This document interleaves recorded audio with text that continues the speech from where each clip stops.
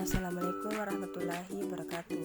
Perkenalkan, nama saya Rizky Nur Septriadhan, NIM 091158032117, Prodi Ilmu Pemerintahan, kelas E, semester 6. Baiklah, di video kali ini saya akan sedikit menjelaskan mengenai dimensi pendekatan dalam pelayanan publik.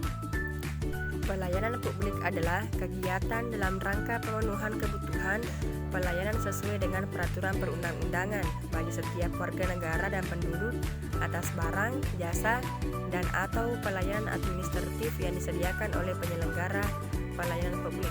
Undang-Undang Nomor 25 Tahun 2009. Reformasi pelayanan publik dengan mengembalikan dan mendudukkan pelayanan dan yang dilayani ke pengertian sesungguhnya. Pelayanan yang seharusnya ditujukan pada masyarakat umum kadang dibalik menjadi pelayanan masyarakat terhadap negara. Meskipun negara berdiri sesungguhnya adalah untuk kepentingan masyarakat yang mendirikannya, artinya sesungguhnya haruslah memberikan pelayanan terbaiknya kepada masyarakat. Pendekatan politik memiliki keterkaitan dalam representasi yang mengarah dalam mempertimbangkan tenaga kerja sektor publik dengan cara yang sangat berbeda daripada pendekatan manajerial.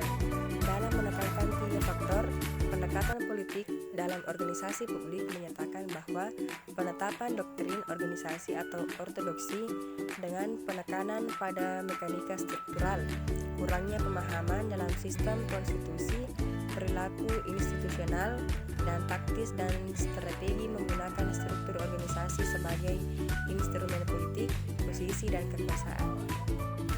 Dengan demikian, pelayanan publik adalah pemenuhan keinginan dan kebutuhan masyarakat oleh penyelenggara negara. Negara didirikan oleh publik atau masyarakat, tentu saja dengan tujuan agar dapat meningkatkan kesejahteraan masyarakat. Pada hakikatnya, negara dalam hal ini pemerintah atau birokrat haruslah dapat memenuhi kebutuhan masyarakat. Pada dasarnya, setiap manusia membutuhkan pelayanan. Bahkan secara ekstrim dapat dikatakan bahwa pelayanan tidak dapat dipisahkan dengan kehidupan manusia.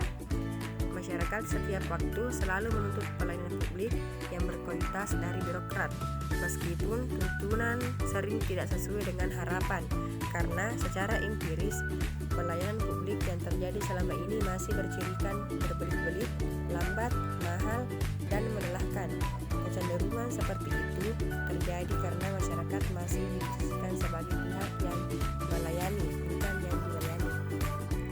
Pendekatan manajerial menekankan pada kebiasaan pelaksanaan dari desain yang telah dirumuskan pada pendekatan politik, baik dari segi efisien dan efektif maupun dari segi anggaran dan sasaran, di mana pendekatan ini untuk mengelola, manage, dan mengkoordinasikan pekerjaan yang dibagi menurut prinsip spesialisasi. Pendekatan manajerial terhadap administrasi publik mengedepankan suatu pandangan individu-individu.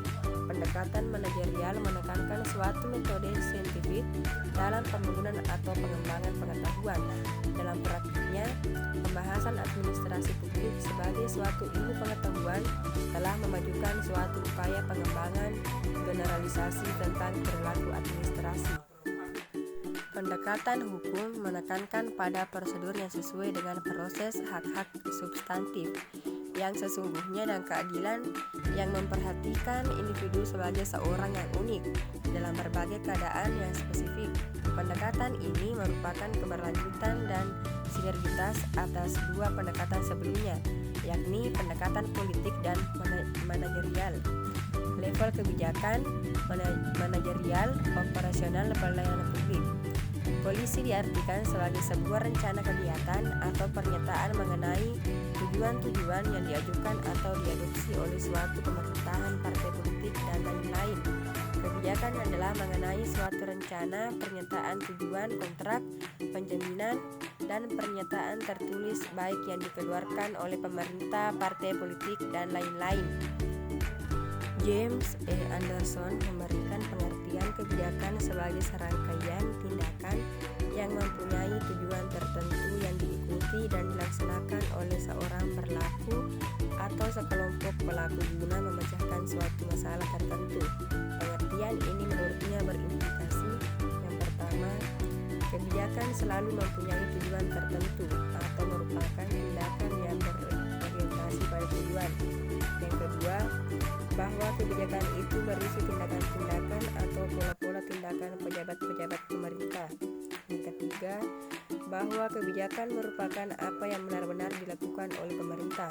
Keempat, bahwa kebijakan bisa bersifat positif dalam arti merupakan beberapa bentuk tindakan pemerintah mengenai suatu masalah tertentu, atau bersifat negatif dalam arti merupakan keputusan pejabat pemerintah untuk tidak melakukan sesuatu kalimat.